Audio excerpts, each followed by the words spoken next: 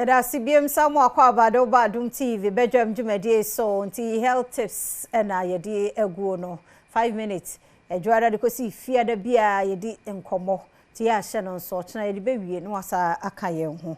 na yegusua kai wo board ro no se kompu Ghana cashback promo no egusua ya ekoso prime cashback season Mr. Bora kompu Ghana wo branches bia Walmart tete niema ni nyina so ewo ho afie nche na akona wie ye mesrew say yes Samsung, LG, TCL, HP, Dell, Nasco, Techno, Infinix, Itel ena uhia ni nyina ya tete so wo kumpu Ghana ntitwumike na kwajo de ewo ho eno achi laptops, printers, desktops, mobile phones, tablets, televisions, fridges, home theaters, air conditioners, gas cookers. Sanyama wenyi na yatete so wo kumpu Ghana cashback promo no ekoso titrumika sisi na ko branch bia mu kokope niam bia woto na bo nse prices ni nyina beba form na woto ade no anso hansa won na mu ana obi aba bebisa question ba kumienu bi utwa eno so ho achede ka ho ayede be ma won titrumika sisi na ni kumpu Ghana for eni sa so wo mo be bia na discount no so koso sabre ya kosi December nti trimika na niam amabobo so nyina no hia bidia kokompu Ghana na osokwajo de 0302 752020 0302 752020 na anyone enkasa ene me wo Dr. Isaac from Pon Waha wo Star Health Clinic I ono de ba wudie no mu ayare sadia yeso okon ho no bo no ga no pe mu achen da bibia boko de eduma mboko ugusu afefe manu a ehwe se bibia be fine mo na mi sha papa ene ye hwe de all right I mention ahwefo nyina am say last week ni ye discussion bi niam bi eboa ma awo ho be ye den man ba say you discuss tuber factor infertility that was last week. That is obani tubes in a block here. So at the brain or now warm. And you be two for be who say tube in a block here. They said the alligator tube na ye tube in a few. And you knew what they are using in answer cause tube anymore. And son about would you know better when you it says I tell dia a bema wa bedding. And you heard ma awo ho ye den ma omo na am say bebe na na advance be 85 to 90% and na omo tubes our problem and I think you di ho komo last week and na no me say last week ni ya hwe niam bi a etimi kofa tubes e blockage ba ba ye can sometimes ni bi a say tube ni be block ya obetimi ehu ebiti se obenya pain o wayase anasa o menses be heavy kakra na obenya common fever bi me boss last week na ene no mepese e be hwe niam bi a etimi boa kofa tubes no blockage no edeba okay because enya niam bi e wo baby foforo bia na se tubes ni we block here mostly se obanya infection bi ti se gonorrhea ana chlamydia common gonorrhea ne chlamydia ya na se one treat ya ho acha etime boa eko affect tubes ni nyina ama tubes ni be inflammate ana se be block ma na yi and so mani bi hu ni se chlamydia de oba bia wo bi enti wanya bi no treat na enko ya enyanwanwa ba se ho cha etime boa affect pelvis no ama otimi benya blockage ya ye ka ho asemi bi that is 1 2 pelvic inflammatory disease and so etimi boa ema tubes ne block because a pelvic inflammatory disease is infection ba no one treat na wo cha e affect pelvis ni nyina ye kan pelvis a oba ne cervix ne na wodie ne tubes ni nyina involved and this ubenya PID e affect all these organs na ebeboa ma tubes no so etimi be block ma ne ye and this why PID pain na maybe how I treat no you are not too sure say kwa be yes obehwe no treat ni ye because no keke no betimi abeboa ama tubes no abe block ebiom your condition be a friend endometriosis and no endometrial lining na wa wodi no no every month be a oba be bra no a shade off na foforo aba a shade off ntinye menses na ye omuhu ne nyani nyina na ye moja nko ape endometrial lining na sa wodi no no and so shade off and this akoba say condition bitimi si na endometrial lining na ewo awodi nim no a grower ba wodi na outside ana etimi grow co tubes na ho ana baby a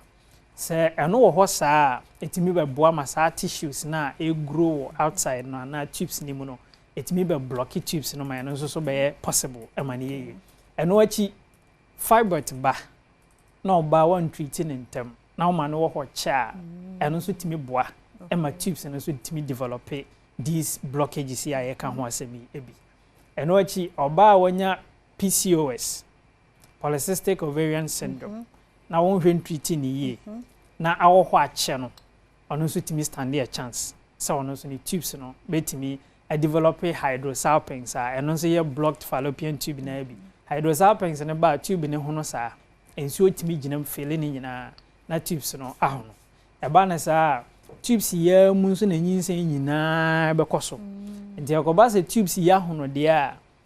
obetimi a ovulate all right be ma betimi ama osime na hoodin wo all right ba se nyinsen ya na sa sperm no ne kosua no be hia no e betimi a be very difficult ebiom obi a wire surgery bi wo ne pelvis area ho bi bia pain no you stand a chance say obetimi nya inflammations bi ho sa inflammations no so betimi a block tubes enti after obeti as ye enti a the leading cause of female infertility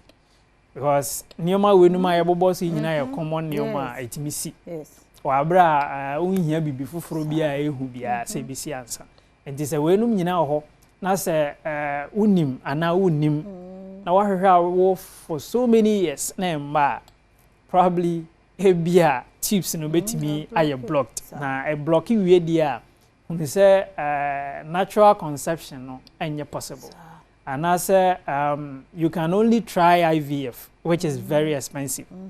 I say we say IVF there nipa kakra bi na ahwode ne betimi aso ama wo maye and this ohwehwa wo na all these nyoma ya yobobo so yi won checking hwe na awodro no na waje dia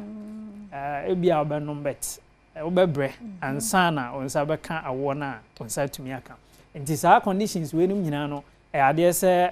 Star Health Clinic ya gibre hwe we num nyina na this whole month so no promo no da so aguso a ekoso na from now to the end of the month no first 100 women ebeba nyina na yetwa pelvic scan nyina momo for free